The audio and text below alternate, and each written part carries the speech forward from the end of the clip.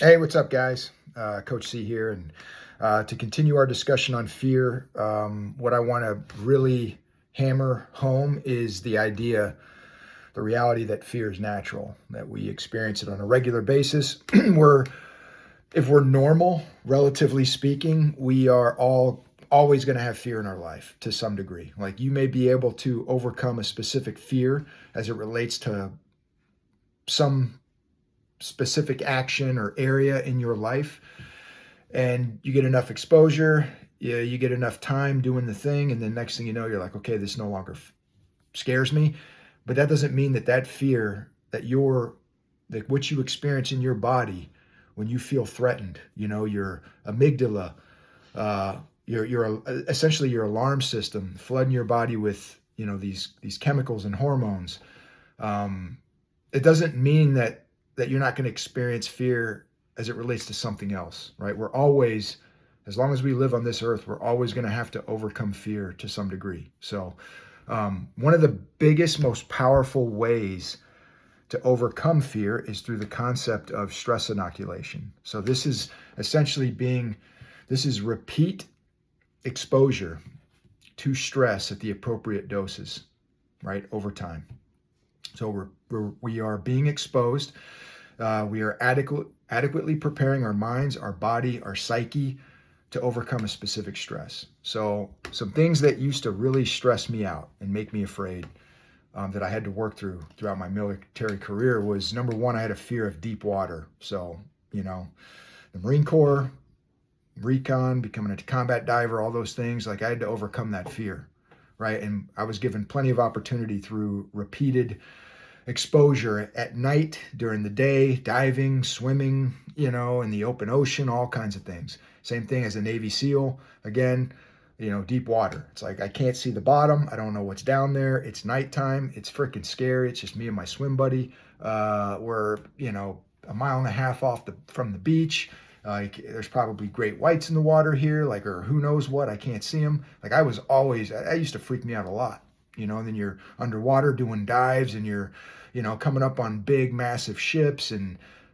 But I had a job to do. I had to overcome it. And then with enough exposure, you eventually get through it, right? Same thing with air operations. Like I have a fear of heights, man. I still do. Anytime I get close to an edge where I'm pretty high up, I start getting that nuts and knees sensation, like that very uneasy feeling in my knees and just my groin. And again, it's just very uncomfortable. Well, one of the ways I used to break down fear for air operations, jumping out of perfectly good airplanes and things like that, was just breaking that overall jump profile into actionable steps. So piece by piece. Number one, I've got to jock up. Got to get all my gear on properly. So I need to take the time.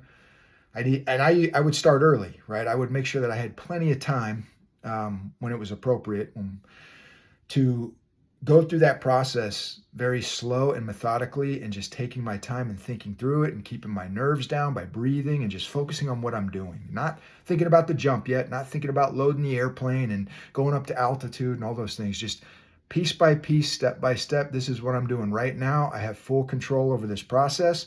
I'm going to do it perfectly to the best of my ability before I get a jump master personnel inspection.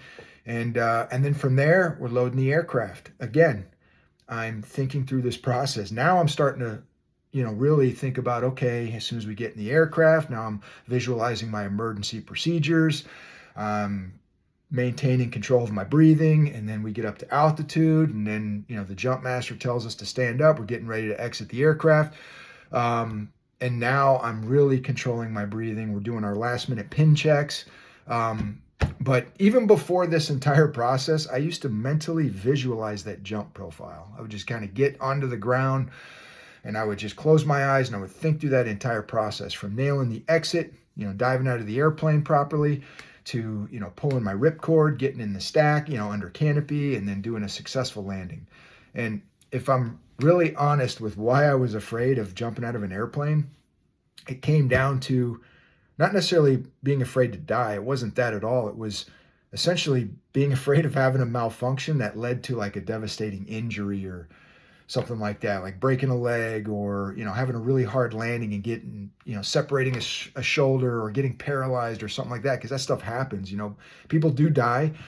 We've had a lot of deaths, doing the stuff, with air operations, but we've also had a lot of serious injuries and things like that. So that always bothered me.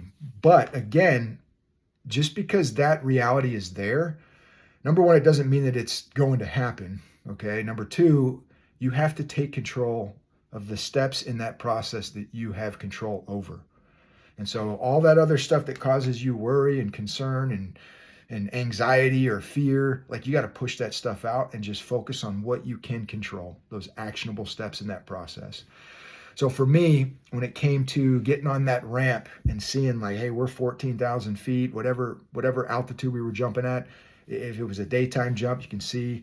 At night, you can't see anything. It's like jumping into the black, right? The abyss. But I remember the only thing I would focus on as soon as I'm up and we're doing our last minute pin checks and we're getting ready to get the signal to dive out,